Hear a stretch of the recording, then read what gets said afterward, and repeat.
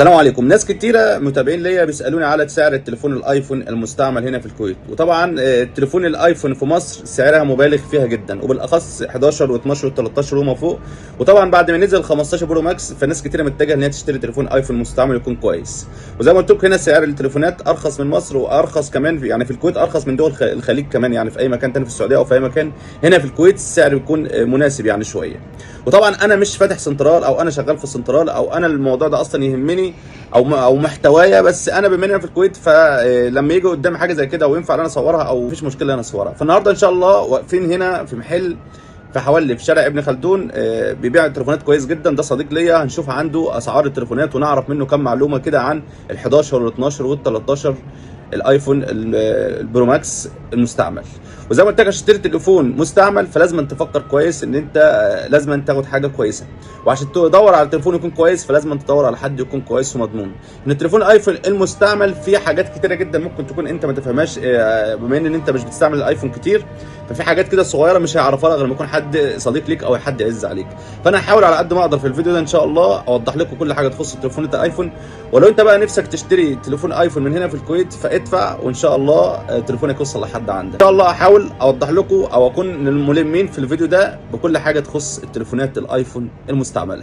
يلا نشوف الفيديو مع بعض. عشان خاطر تشتري تليفون ايفون مستعمل فلازم تفكر في الموضوع ده كويس جدا، ان المستعمل فيه حاجات كتيره جدا مختلفه، والتليفون لو كان مفتوح او مبدل شاشه او مبدل ظهريه او كان مبدل اي حاجه لازم تفكر 100 مره قبل ما تدفع في فلوس. ان التليفون لو التاتش بتاعه هيديك جوده مثلا اول ما تشتريه جديد 100%، فممكن بعد ما يغير له شاشه او يتبدل له اي حاجه فممكن يديك 70 او 80%. ده لو اعطاك النسبه دي يعني. ده تليفون 11 ايفون برو ماكس مساحه 256 جيجا، البطاريه بتاعته 77.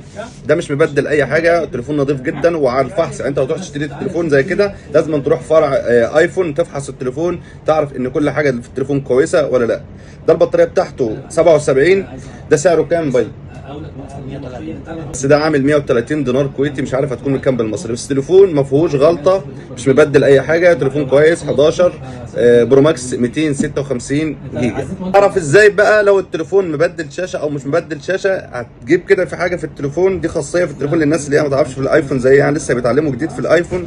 فانت هتجيب كده هنا وهتدوس دوسه طويله كده هيظهر لك 3 حاجات جنب بعض.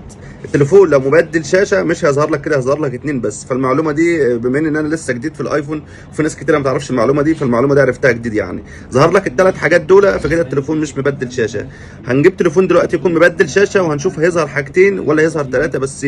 هيظهر حاجتين بس في الجنب كده، واللي في النص دي مش هتكون موجوده. يا باشا ايفون 12 برو ماكس مساحه 256 جيجا، البطاريه بتاعته 92، مش مبدل اي حاجه. برضو على الفحص تاخدوا التليفون تفحصه وتشوفه كويس في اي فرع ايفون يقول لك التليفون ده كويس او في حاجه، مش مبدل اي حاجه. كمان نعمل الحركه اللي احنا عملناها اللي قلناها في البدايه عشان تعرف ان التليفون ده مبدل شاشه ولا لا. لازم تعمل برضو الحركه دي كده، تفضل دايس كده. ظهرت لنا برضو 3 حاجات من هنا زي ما انتم شايفين. التليفون ما فيهوش اي حاجه، التاتش بتاعه شغال كويس. ده 12 برو ماكس مساحه 256، البطاريه بتاعته 92، مش مبدل اي حاجه. ده سعره كام؟ سعره 200 دينار، بالمصري هتكون كام مش عارف، بس ده سعره 200 دينار هنا في الكويت. ما فيهوش اي غلطه.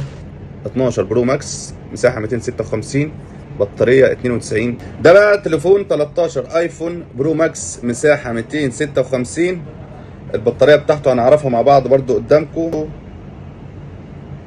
90 البطاريه بتاعته 90، مش مبدل اي حاجه زي ما قلنا. برضو كمان نشوف الشاشه، هندوس هنا كده في النص هيظهر لنا ال3 حاجات دول. اذا كان التليفون ظهر ال3 حاجات دول زي ما قلت لكم كده التليفون مش مبدل شاشه. ده اللون بتاعه مفيهوش غلطه. سعره كام باي؟ 270. سعره 270 دينار. تحسبها بالمصري شوف هيكون معاك كام بالمصري.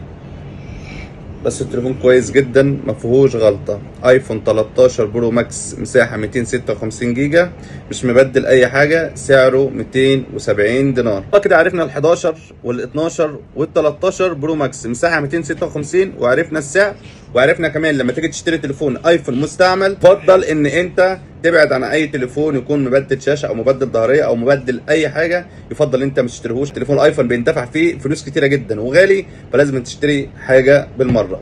وطبعا زي ما قلت لكم ان التليفون ايفون ما فيش مشكله ان انت تشتري تليفون ايفون مستعمل، ان هو سعره كتير، فعادي جدا انت لما تشتري تليفون ايفون مستعمل فانت بتدفع فيه مبلغ كبير يعني، فما فيهاش اي مشكله. المحل بقى اللي انا صورت لكم بقى في الحاجات دي فين؟ المحل ده في حوالي في شارع ابن خلدون، محل رقم 7. صاحب المحل ده صديق ليا هندي، كلامه سيده، مفيش مني كلام سيده. التليفون مظبوط يقول لك التليفون مظبوط، تليفون مبدل اي حاجه يقول لك التليفون مبدل. المحل ده فين صديق؟ حولي شارع ابن خلدون، مجمع ملا، محل رقم 7. اتكلم شويه وانت وقف كده، اتكلم شويه عشان نفرات يفهم كلام داخل مصر. المحل ده فين؟ محل حوالي شارع ابن خلدون، شارع ابن خلدون، مجمع الملا التجاري. مجمع الملا التجاري، محل رقم 7. محل رقم 7. ده صديق ليا، صديق محترم جدا على فكره يا جماعه. كلامه السيده، التليفون كويس بيقول لك التليفون كويس، التليفون مبدل حاجه يقول لك التليفون مبدل حاجه، وسعره كويس جدا، بيحط نسبه قليله مكسب ليه هو، والتليفون بيديهولك بنفس السعر اللي هو مشتريه، بتكون ارباح قليله مش كتيره يعني، مش بيبالغ في السعر بتاعه. زي ما قال لكم المحل ده في شارع ابن خلدون، مجمع الملا، محل رقم 7. الناس دي ناس محترمه جدا وكلامهم سيده، مفيش مني. السلام عليكم، اشوفكم على خير. اتمنى تكون استفدت من الفيديو ده وعرفت كام معلومه. لو انت بقى بتفكر او الفكر بيراودك ان انت تشتري تليفون ايفون مستعمل، كلمني او اكتب لي في التعليقات ونحاول نشتغل مع بعضنا، وان شاء الله اجيب لك تليفون كويس. هتدفع امسكك اللي انت نفسك تمسكه من زمان. السلام عليكم، اشوفكم على خير. سلام.